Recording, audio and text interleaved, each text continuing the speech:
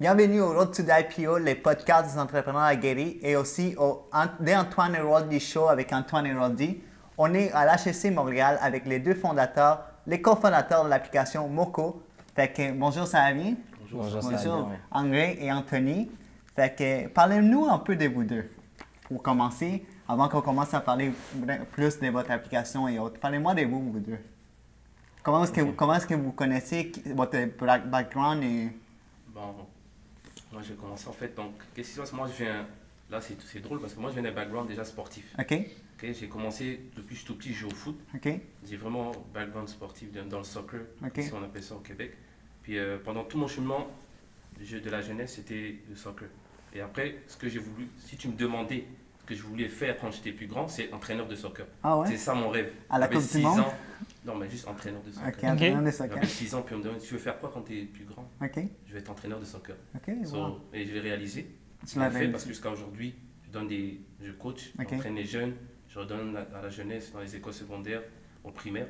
Donc, mais après ça, vers 2010, je faisais aussi de la danse en OK. même temps. Parce que mon père, à la base, il est musicien, OK. il faisait de la musique. Donc, je me suis aussi voulu lancer dans la danse. Parce que je balançais le foot Et et la la danse. danse. OK. Et c'est là qu'après, en 2010, j'ai rencontré un groupe qui s'appelait Esamoto. Et sa moto, oui. Voilà, on a performé dans toutes les salles ici, les premières parties à Montréal. Et là, en 2011, on a gagné un concours en France, En France, voilà, à OK. Metz, qui a été organisé par la chaîne, une grande chaîne de télévision en France qui s'appelle TF1. OK, cool. Voilà. Wow. Puis ça s'est bien passé. On a rencontré des artistes, La Fouine, OK. des grands artistes en France là-bas. Puis on est rentré après, en 2012 ici. Puis c'est là que tout a recommencé à zéro en fait. OK, cool. Parce que vous savez comment la musique fonctionne. Oui, la Il y a musique, des hauts et des c'est bas, il y a beaucoup de choses. un domaine difficile. Voilà. Mais pendant ce cheminement-là, en 2010, c'est là que j'ai rencontré Anthony, Anthony? à travers le groupe Esamoto, OK, que cool. je faisais partie. Voilà. Parfait. Merci, André. Toi, Anthony, parle-nous un peu de toi. Donc moi en fait, moi je suis français, donc Oui. je suis né en France en fait. Je suis arrivé à Montréal en 2010. OK. Donc moi quand je suis arrivé à Montréal, j'avais déjà l'esprit entrepreneurial. C'est-à-dire que je suis arrivé ici, j'étais déjà en business. J'avais 20 ans, j'avais déjà un business. OK. Je suis venu en fait avec une marque qui s'appelait de BSC Paris. OK. Donc c'est là que quand je suis arrivé à Montréal, ça m'a pris même pas 2 mois. J'ai rencontré le groupe en fait de André, Esamoto, oui. Esamoto. Oui. Donc moi je suis venu avec une marque de vêtements.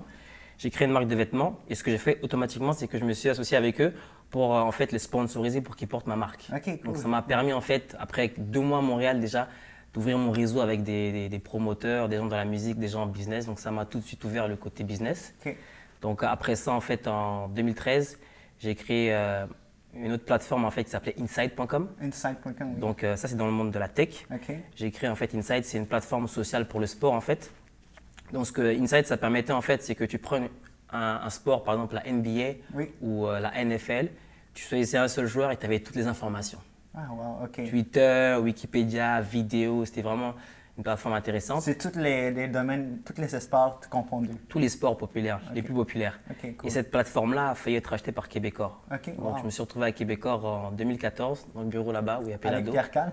Ouais, en fait, j'avais pitché en fait la plateforme lors d'un événement qui s'appelle Montréal New Tech. OK. Et il y avait un consultant qui m'avait approché parce qu'à ce moment-là, en fait, TVA en fait, avait racheté les droits de la NHL OK. et ils avaient besoin d'une plateforme sociale. OK. So, et ils avaient vu qu'Inside c'était déjà quelque chose qui était en place, donc Oui. ils nous ont contactés. J'ai présenté la version 2 de ma plateforme et ils voulaient la racheter ou en fait prendre toute notre équipe OK. et nous embarquer avec eux. Le deal c'est pas finalisé parce qu'en fait j'avais un de mes développeurs qui était étudiant, il n'a pas pu Étudiant. développer la plateforme, etc. Ah, OK. Donc du coup en fait le projet il est toujours là, mais ça m'a ouvert l'esprit en fait au côté business, j'ai appris beaucoup. OK. Et c'est là qu'en fait j'ai eu l'idée en fait après ça automatiquement, après 1 an, Oui. de vouloir développer Moco en fait. OK. Fait que la plateforme Insight est encore en ligne. Toujours en ligne. Ouais. Déjà il y a des gens qui me posent encore des questions dessus, mais elle est toujours en ligne. Mais sauf que en tant qu'entrepreneur, Ouais. parfois en fait les gens font pas la différence entre le fun et la réalité du business. Oui. C'est-à-dire que les gens, quand ils voient Inside, ils se disaient oui, oh, pourquoi tu continues pas? Continue, c'est bien beau, mais si ça ne rapporte pas d'argent, si la réalité fait que ça ne fonctionne pas, il faut savoir en tant qu'entrepreneur dire non, stop. Oui. Et ça, c'est le problème de la plupart des gens, ils ne savent pas arrêter. Donc, moi, j'ai compris que le business ne fonctionnait pas, la plateforme est belle. Donc, j'ai voulu faire autre chose. C'est là que j'ai eu l'idée de faire Moco, en fait. À la base, ça s'appelait Africa Moco. OK. Et après ça, quand j'ai eu cette idée-là et je voulais la développer, là, j'ai fait appel à André. Cool. C'est comme ça qu'on s'est truc. Mais on se connaît déjà depuis 2010 à cause du groupe Esamoto. Cool. Voilà. Puis- Fait que nous, Antoine, il veut vous poser une question par rapport à votre partenariat d'affaires, aussi votre amitié. Fait que tu peux... Oui. Je voudrais savoir c'est quand c'est parti cette idée-là de vouloir partir en affaires ensemble. Oui, les deux ensemble. Ça. Donc moi, à la base, après, une fois qu'en 2011, ouais. j'étais revenu de France, en 2013, j'ai décidé de me lancer dans l'entrepreneuriat. Okay. Donc j'ai décidé de bâtir ma compagnie dans le marketing relationnel. Okay. Donc c'est là que j'ai dû changer ma façon de penser et pouvoir bâtir ma business. Okay, cool. Et de 2013 à 2016, je faisais que ça. Okay. So, pendant ce temps-là, quand Anthony, en 2014, il a fait appel à moi pour le projet Moko, oui. Moi j'étais encore entre les deux. Entre les deux, alors, okay. Je bâtissais ma compagnie, c'est dans ma business et Moko un peu. Mais à un moment donné, en 2016, c'est un burn-out que j'ai vécu. En 2016, j'étais vraiment brûlé. Oui. So, là, je me suis dit que je me focusais sur un truc, sur le projet Moko, et à côté faire autre chose. Oui. Et c'est là que d'ici là, on a bâti après. Et Anthony, j'ai une question pour toi. Oui. Ces idées d'être entrepreneur ou ces idées que tu as pour les applications, ça vient d'où? En fait, je pense que c'est tout un background. En fait, c'est juste que depuis que je suis jeune, en fait, je pense que je suis jeune, ma jeunesse, j'ai toujours voulu en fait entreprendre. Et je pense que dans ma tête, en fait, je ne peux pas juste rester là. J'ai toujours des nouvelles idées, j'ai toujours des inspirations. Je pense que c'est aussi les voyages. En même temps, je suis là au Canada, mais je suis passé par la France, j'ai voyagé beaucoup en Europe, j'ai fait beaucoup de choses. Je pense que c'est les voyages, le fait de… Mes parents aussi sont dans le monde de l'entrepreneuriat. Ouais. Mon père, il a plusieurs entreprises et ma mère aussi, elle a même une franchise qu'elle a achetée. J'ai toujours été un peu dans ce monde-là. Mais le monde de la tech, c'est juste que je suis passionné par ça aussi. Ah ouais. Je cherche toujours à innover des nouvelles choses. Donc, c'est vraiment… Tu es aussi développeur, n'est-ce pas? Tu développes aussi des applications. Fait que c'est vraiment quelque chose que tu aimes, que ça te passionne, la technologie, en fait. Oui. En fait, dans mon background, j'ai un peu j'appelle ça le carré des as, en fait. Parce qu'à la base, j'ai étudié en marketing. J'ai fait un bac en marketing. Après, quand je suis arrivé à Montréal, j'ai étudié en économie. J'avais le côté marketing, économie. Après, j'ai étudié en informatique à l'Université de Montréal. Et au final, j'ai fait 1 an au Collège La Salle en développement d'applications mobiles. J'ai le côté marketing, le côté business, le côté finance et le côté informatique. C'est un peu un mélange de tout que j'ai. Donc oui, je développe aussi. C'est-à-dire que là, avec nos développeurs, quand ils travaillent, c'est moi qui vérifie tout. Je vérifie le code, je vérifie le project management, c'est moi qui vérifie tout. Donc je dirais que tout ça, c'est un mélange d'un peu de tout en fait. Là, on est en live sur les réseaux sociaux, on est sur Facebook, sur un téléphone, en fait, 3 téléphones Instagram, on a la caméra, puis en fait, on veut juste dire allô à tous ceux qui nous regardent. Allô tout le monde! Salut!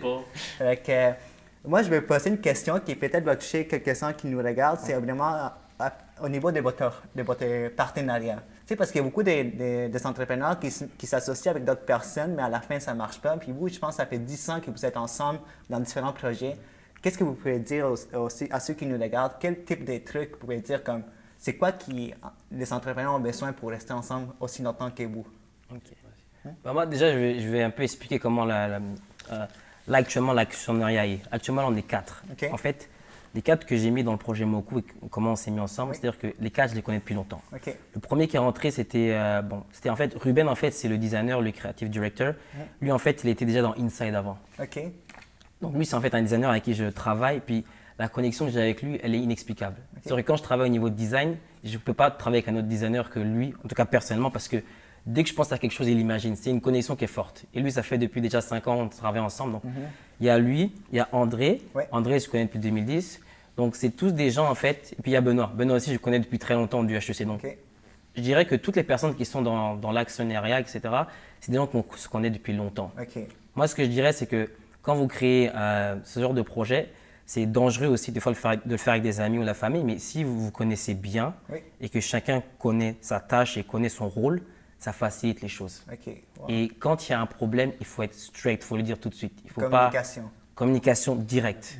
Ça, c'est une des clés parce que si vous ne communiquez pas bien, donc communication, il faut aussi savoir ton rôle. C'est-à-dire que nous, on a établi, voilà, c'est comme ça, c'est comme si, on sait comment Moko a été créé, d'où ça vient, il n'y a pas d'amalgame, etc. Dans les pourcentages des parts aussi, on est clair, il n'y a pas de surprise. Donc, quand tout est clair, il n'y a pas d'amalgame. C'est souvent, en fait, quand ça commence à se manger, c'est quand les trucs au départ n'étaient pas solides. C'est-à-dire que ce n'était pas clair au niveau des pourcentages, ça a joué un peu, si c'était pas clair au niveau des rôles, c'est qui a eu l'idée d'abord, En fait, dans la réalité, en business, il faut des leaders. Si, en fait, dans les business où des fois ça ne marche pas, c'est parce que les gens n'acceptent pas qu'il y ait un leader. Si, dès le départ, ils acceptent qu'il y ait un leader et les autres sont là aussi comme collaborateurs, ça fonctionne. Mais si, dès qu'il y a problème de leader, problème de part ou problème de communication. C'est ça qui fait qu'après, les meilleurs amis se détestent. Okay. Je pense qu'il y a aussi, André, dans ton rôle de coach aussi au soccer, c'est un peu la même chose, la communication aussi. Voilà. Oui. Voilà, donc moi, en fait, le conseil, je dirais, c'est que, un peu comme il a dit Anthony, c'est savoir jouer sa position. OK. Parce qu'il y a beaucoup de, comme dans d'équipes de travail ou de compagnie, c'est un peu le désordre. C'est-à-dire qu'on ne sait pas qui fait quoi, on ne sait pas à qui approcher, à qui parler. Et le manque de la confiance n'est pas là, la communication n'est pas là. Alors nous, ce qui est bien avec nous, c'est qu'on sait comment. Moi, je connais Anthony comment il est. Il sait un peu comment, il sait comment je suis. Je sais jouer ma position, il sait jouer sa position. Donc, quand il y a un problème, on communique. Vous avez un plan de match comme ça. On a un plan de match, comment partir. S'il ne connaît pas un truc que moi je connais, il va me demander si moi je ne connais pas un truc par rapport à ce que lui il connaît, je vais lui demander et c'est comme ça qu'on avance.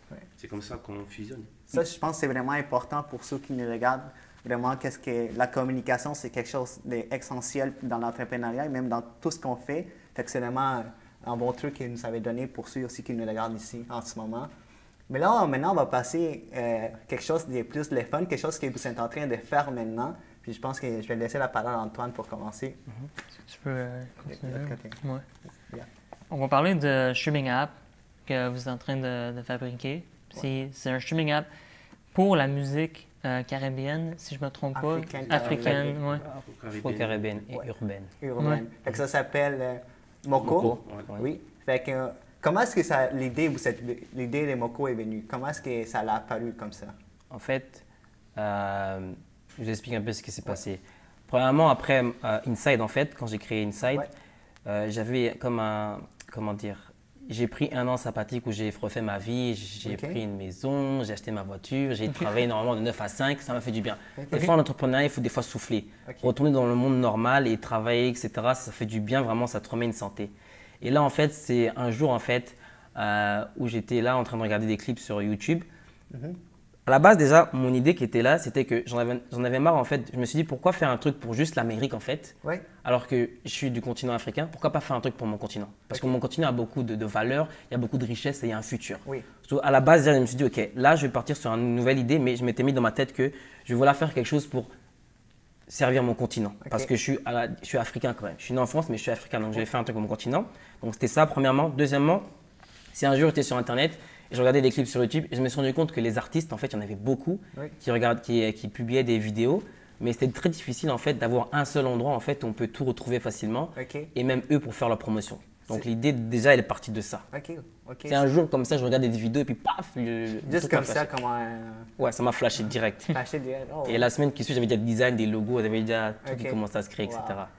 Donc c'est vraiment oui. Puis toi, André, qu'est-ce qui t'a attiré dans ces projets-là pour… Bon, déjà, à la base, comme moi, j'avais un background de la musique, je connais l'industrie musicale, comment ça fonctionne, tout ce qui est côté business, les artistes, tout ça, parce que moi-même, déjà, j'étais un artiste. Alors, c'est là que Anthony, il m'a fait l'appel que, voilà, toi, tu connais la musique, moi, c'est la tech, on fusionne ensemble et on bâtit l'application. Et c'est là qu'il m'a appelé. Il était tellement excité au téléphone, je me rappelle quand il m'a appelé là. J'ai trouvé une idée, tout ça, YouTube, c'est tellement l'océan, tout ça. Donc, pourquoi pas faire une application, tout ça. Et c'est là que je suis venu à la maison. On a trouvé le premier nom qui s'appelle Africa Moko. Mais après, on a vu qu'on est rentré dans l'incubateur ici, on est reculé de 5 pas en avance, puis on a vu que non, nous on veut que l'Afrique soit connue au monde entier.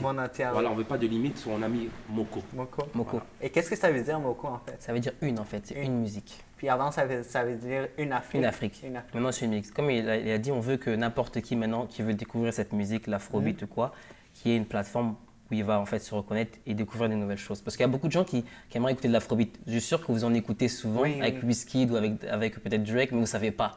Donc maintenant, ces gens-là, en fait, ce qu'ils vont faire, c'est qu'ils vont aller sur Moko, ils vont regarder rapidement c'est quoi les tendances qui fonctionnent, et ils vont écouter. Et justement, on ne veut plus mettre de limitation, c'est seulement l'Afrique, on veut que ce soit général, c'est tous les gens qui veulent écouter cette musique. Cool. Pensez-vous que c'est sous-représenté en ce moment? Oui, très sous-représenté. Parce que la plupart des musiques qu'ils donnent, si vous écoutez bien, il y a de la sonorance afrobeat. Je peux vous donner plein de hits qui marchent actuellement, il y a du afrobeat dedans. Cool. Mais il n'y a pas longtemps, je pense que vous avez fait votre crowdfunding sur Indie et Gogo, je pense. Oui. Comment est-ce que quel processus êtes-vous passé comme pour ceux qui nous regardent, qui veulent se lancer aussi dans le crowdfunding? Quel processus vous êtes passé? Comment ça marche en fait ça? En fait, le crowdfunding, le secret, c'est vraiment avoir une base d'utilisateurs en avance. C'est-à-dire que si tu fais du crowdfunding campaign, il faut qu'avant même que tu lances ta campagne, il faut avoir une grosse liste d'emails. C'est-à-dire qu'il faut faire beaucoup de marketing pour avoir déjà des gens. Les proches, premièrement, ça commence par le cercle des amis. Il faut vraiment que le cercle des amis ils te soutiennent. Puis, dès que ton cercle d'amis va te soutenir, ça va augmenter en fait les gens. Parce qu'automatiquement, les gens, dès qu'ils voient que au niveau de ta campagne Indiegogo, que tu as atteint peut-être la moitié de l'objectif ou peut-être 30%, ils vont investir. Mais en gros, c'est vraiment le secret, c'est avoir une grosse liste d'emails.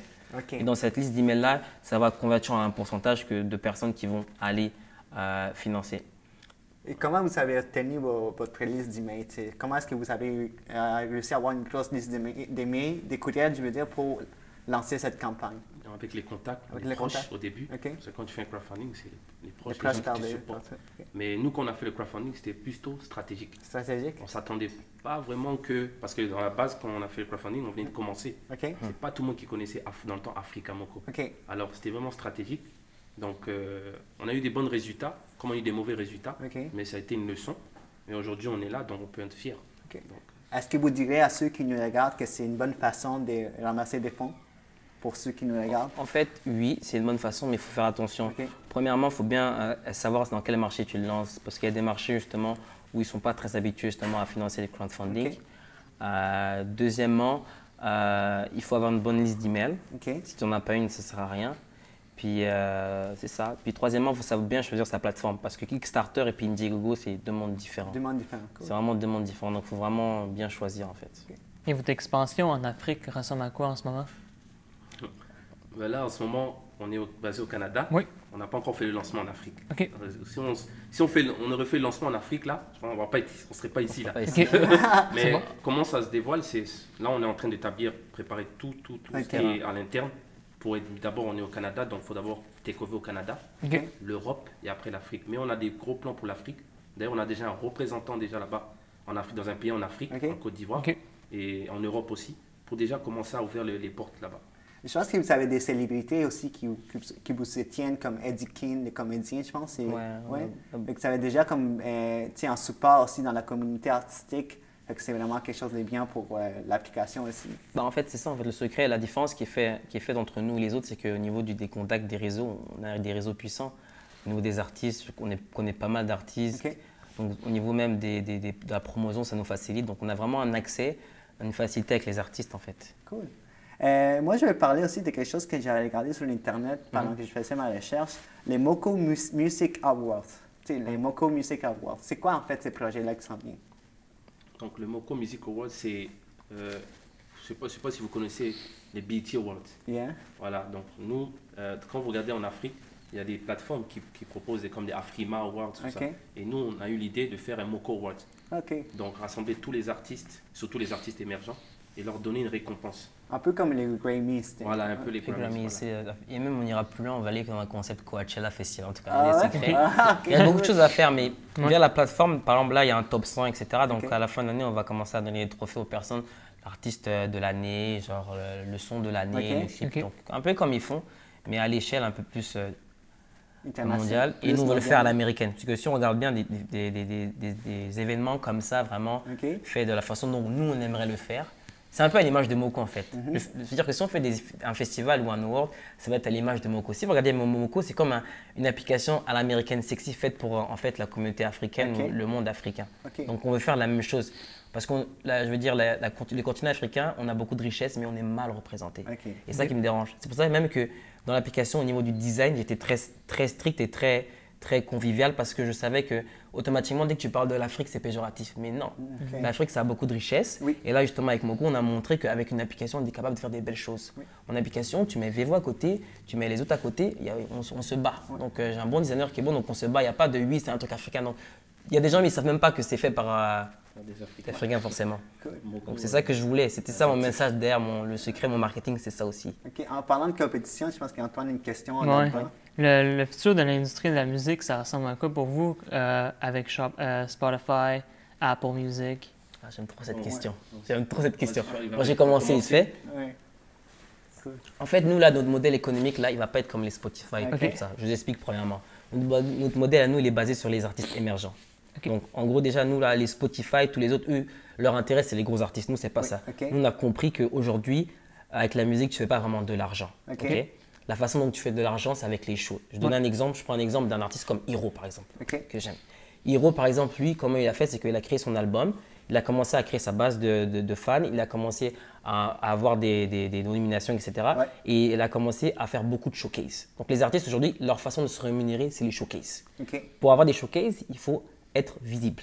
Donc Moko, nous, le problème qu'on veut régler, c'est que les artistes émergents qui manquent de visibilité, on veut leur donner une visibilité à l'échelle internationale via notre plateforme. Donc en gros, le système, c'est tu passes par Moko, tu vas être plus visible. Si tu es plus visible, tu pourras avoir plus de shows. Si tu fais plus de shows, ça veut dire que tu pourras mieux remplir tes salles de concert. Si tu peux mieux remplir tes salles de concert, tu feras plus d'argent. Donc c'est tout un système. Donc déjà, par rapport à la compétition, premièrement, nous, notre focus, c'est les artistes émergents. Deuxièmement, par rapport au système de musique, etc., les royalties, on ne va même pas faire le même système qu'eux. Si vous regardez actuellement Moko, actuellement, c'est les clips. On voulait même aller sur des catalogues comme les autres ont fait, on ne fera pas quand même. Nous, ce qu'on va faire, c'est qu'on va mettre une plateforme où les artistes pourront mettre leurs clips, leurs vidéos, leur musique avec notre consentement et nos règles à nous. Mais à côté de ça, on va créer en fait une nouvelle fonctionnalité qui va sortir, je peux le dire ou pas? En fait, c'est la radio en fait. Il y aura une radio, des radios customized qui vont être là tournées 24 heures par rapport à des genres spécifiques. Parce que ce qu'on a compris, c'est que c'est bien beau de mettre la musique et tout, mais des fois les gens ils sont au travail. Des fois les gens ils sont à un événement. Ils peuvent être aussi en boîte, ils peuvent être à la maison pour faire un show. Et tu sais, des fois tu vas chercher de la musique, tu vas écouter un, deux, mais à un moment donné tu ne sais plus quoi écouter. Donc nous on veut faire en sorte qu'avec les radios qu'on va mettre sur l'application, tu pourras, si tu veux écouter par exemple juste de l'afrobeat, ça va jouer toute la journée. Il y aura les nouveautés, les anciens, les émergents, il y aura un peu de tout. Ça va aussi permettre de découvrir de nouveaux artistes. Et dans notre modèle économique, ça ne va pas nous coûter cher comme les catalogues que font les Spotify, etc., où ils perdent plein d'argent. Spotify est endetté, ils sont toujours là, mais ils ont plein de dettes. Fait que vous pensez que Spotify et ces systèmes-là ne sont pas soutenables dans le futur? Non, c'est pas ça. Le modèle qu'on aime, par exemple, c'est Stingray, ici à Montréal. Ça, c'est des modèles qui sont intéressants, des modèles qui marchent. Donc nous, le modèle de oui, on perd juste de l'argent, on ne veut pas faire ça en fait. C'est pour ça que même au niveau de l'application, on va vraiment rester dans les clips. Dans la musique, ça va être les artistes émergents quand ils vont les mettre. Donc ça va permettre aux gens de découvrir des nouveaux artistes. On va aussi avoir des exclus. Demain, on peut faire un deal avec Maître Gims, on peut faire un deal avec MHD. Il y aura des contenus exclusifs qui sont dans l'application. Mais la musique en continu, ça va être via la radio en fait. Mais avant qu'on finisse les podcasts, je vais juste vous demander, j'ai une petite dernière question, mais c'est par quelle plateforme on peut vous rejoindre vous deux? C'est quoi, le site web, Facebook, Instagram? Moi, je suis disponible sur Instagram. Donc, dans Instagram, c'est André Moina. A-N-D-R-E-M-W-N-A. Puis Facebook, la même chose, André Moina. Donc, c'est ces deux plateformes que je suis disponible, Instagram et Facebook. À toi, Anthony? Moi, je suis disponible sur LinkedIn, Antonio Menia. Instagram, en ce moment, je suis trop sur Instagram. Instagram, c'est mon bébé actuellement. Je suis trop... Snapchat, c'est privé, c'est plus privé. Snapchat, c'est plus privé. Je ne recommande pas, si vous m'ajoutez sur Snapchat, je ne vais pas vous accepter parce que c'est privé. Mais Instagram, je fais beaucoup de stories, puis en ce moment, je fais beaucoup Instagram. Sinon, Facebook, Antonio Menia aussi. Donc, c'est ça. Plus le site de internet, donc c'est ça. www.democoapp.com. Democoapp.com. Cool. La dernière question que je vais vous poser, je pense qu'il y a beaucoup d'entrepreneurs, c'est peut-être des Africains ou Latinos aussi, qui viennent ici. Quel est le meilleur conseil que vous pouvez leur donner? C'est ces migrants qui arrivent ici avec un décès entrepreneurial. C'est quoi les premières étapes qu'ils pourraient faire pour finir les choses? Déjà, moi, ce que je conseille, parce que moi, je suis né en tant qu'immigrant ici. Alors, ça fait 20 ans que je suis au Canada. Maintenant, je peux dire que je suis canadien. Oui. Donc, le conseil que je donnerais aux immigrants, avant de venir au Canada, faites vos recherches.